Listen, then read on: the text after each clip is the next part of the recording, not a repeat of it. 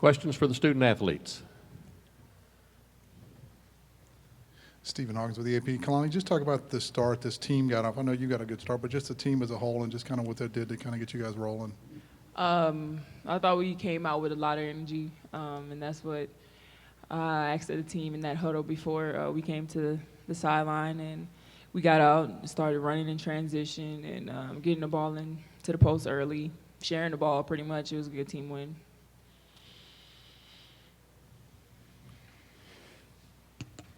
Stephen Garcia, Abilene Reporter News. Kaylani, is there anyone in the country that can guard you? Sorry. Or I'm not gonna. One-on-one or double or triple teamed? Yeah, there you go. One-on-one? I like to see a one-on-one. I mean, I haven't in a while, so I don't know. What about We a have to double stay or triple tuned. team? Anybody can double and triple team Yeah, somebody. anybody can do that. That was so political. For any of the players who want to Chad Conine, Waco Tribune Herald, any of y'all want to chime in on this, but I guess there were a couple of number one seeds on the men's side yesterday that had close games until halftime. Did you guys see that at all? You know, want to make sure that wasn't you guys? We definitely watched the games yesterday, but I don't know. I think we just hopped on them early and got them back on their heels in that first half. I think. You definitely don't want to be the only number one team that has like a close game. So it's kind of in the back of your head when you play sometimes. We got it.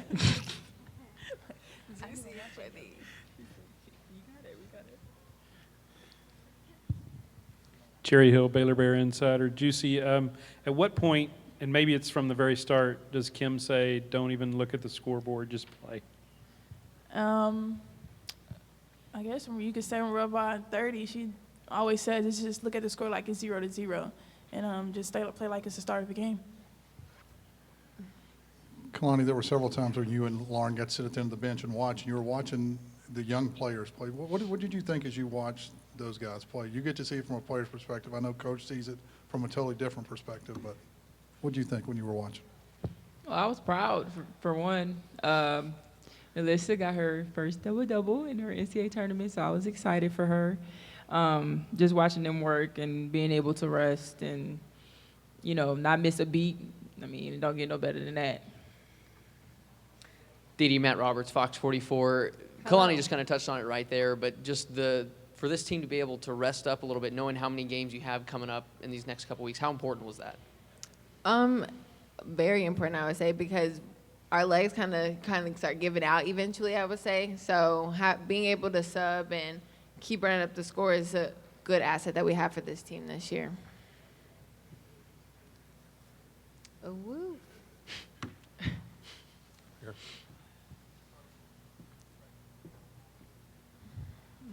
Micah Fleet, Channel 25 Sports. This is for any of the players who want to answer. With as much emphasis as you guys place on defense, how rewarding was it for you to get that 20-0 start?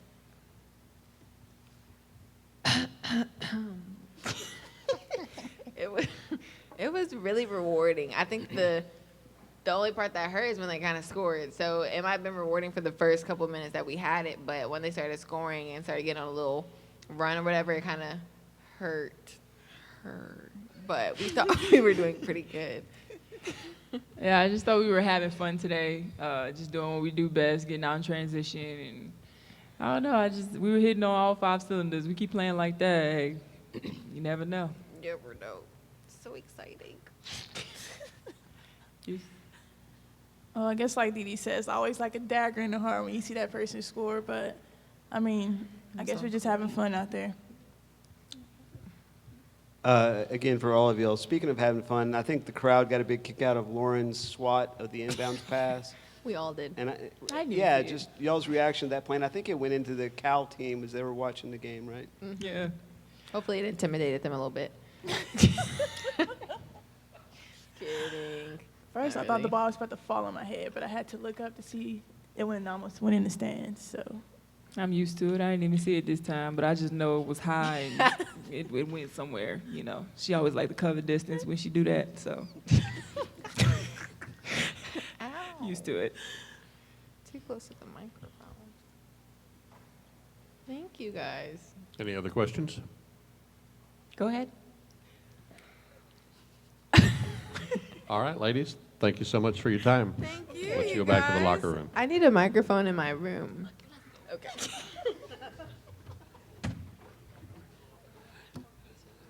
Let's open up questions for Coach. Kim, just to start, kind of exactly what you're looking for in a game like this? I thought the atmosphere was outstanding. I thought the crowd was great. They need to come back Monday night, 8 p.m. start, from what I've been told. So that's going to hit into the Geritol time for a lot of our fans.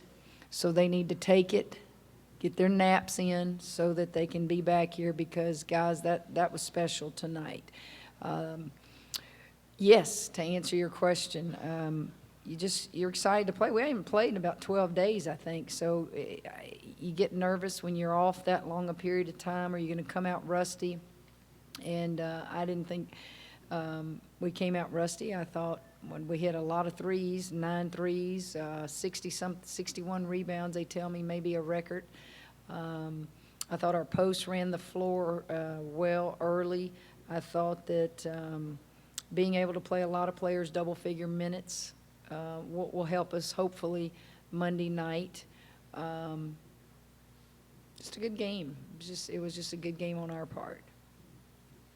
Coach Micah Fleet, Channel 25 Sports, you've said before just how much fun this team has together. I think we got to see an example all of the that. silliness you just saw up here, they wouldn't be like that if we hadn't won. But yes, they enjoy themselves. They just they play extremely hard. They don't play silly. They don't play goofy. They play tough. But when the game is over, they're kids. At the end of the day, they think they're grown, but until they pay all their own bills, they're not grown yet. Mr. Dave, you need that microphone? Where are you? Give Mr. Dave the microphone. Mr. Texas football, for everybody that doesn't know. How old are you now, Mr. Dave? 94. Bless your heart. Did you see Cal beat North Carolina? I did watch that. Were you impressed? Yes. Coach Hatchell for North Carolina, she's been around. She's a Naismith Hall of Famer, won thousands of games, been around the game a long time. In fact, we played them on the way to winning our first national championship. And then when I was an assistant coach at Louisiana Tech, we lost with 0.7 of a second on the clock. We were up 2, and Charlotte Smith hit a 3. So it was good to see her. And then as you watch Cal, I think Cal's coach, Coach Lindsay, she needs to just get a timeshare here in Waco because it seems like she gets sent here every year for the NCAA playoffs. So it was good to see her. Last time I saw her, I brought her baby a gift. Very good team. Size inside. Experienced players on the perimeter, grad transfer that we're familiar with, and Rasay Caldwell from Texas Tech, who started her career at UCLA. They're very good. Hey, Coach. Tyler Bolden, KWTX. More on the characters of your team, more specifically Dee Richards. I mean, what is it like coaching her? What do you think her personality is like? Well, Dee, now she was kind of silly today, but Dee gets it. She knows when to be serious and when to, lighten up the mood in the locker room. The kids, she's just an unbelievable defensive stopper. She has length, on the perimeter. She's always active. She was great on the boards today. People think a liability is on the offensive end, with Dee, but she can't come off the floor. She's not a liability. She figures out ways to stay on the floor and to beat you.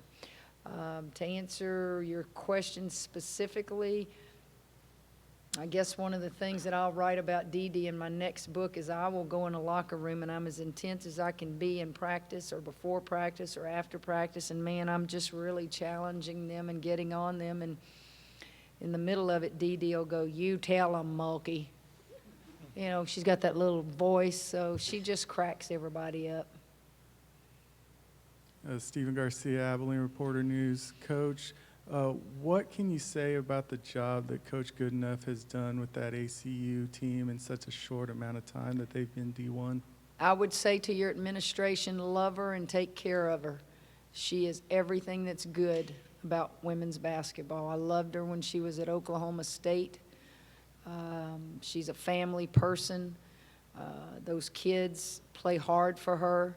Those kids had a good year, and she's found, in my opinion, the place that she should stay until she retires. And I just hope and pray that Abilene Christian recognizes that.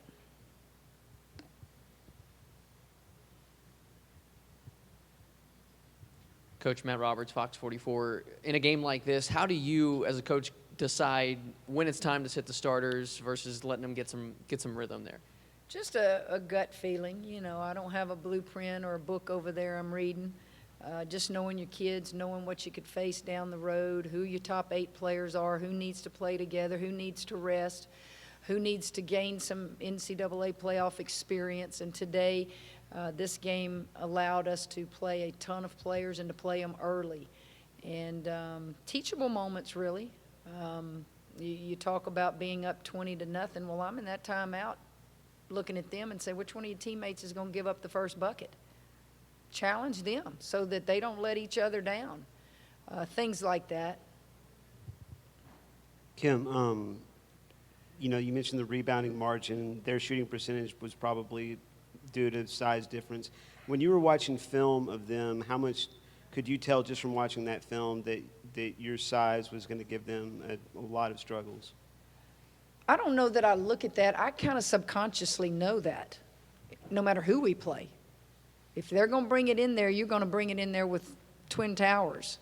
But that's not something that I look at first. First thing I look at is matchups. Who are we going to put on which players? That's the first thing we look at, because that's important.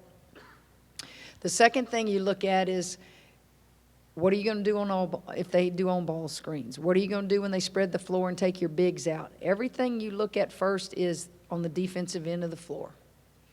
And then you think about what will you see offensively. And they did exactly what we prepared for. The 2-3 zone, we had seen on film that they do play man, but because of the size difference, because of maybe the talent level, you figured, you know, what can you do to at least compete with bigs like that? And I thought that our kids prepared well. The past 12 days, we were off several days, but we expected everything we saw today. Kim, obviously the game dictated how much she played, but can Akira be or develop into a serious three-point threat that can really help you in games? Yes. Akira came here, and she was injured, and she had the little surgery that set her back a good 3 months.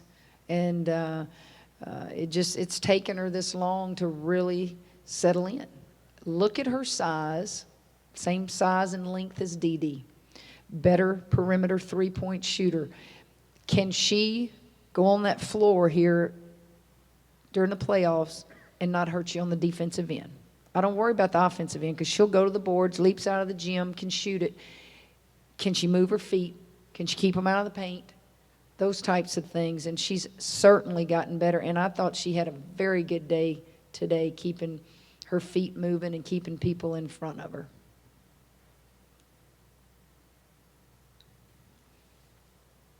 Any other questions for Coach? Up here in front.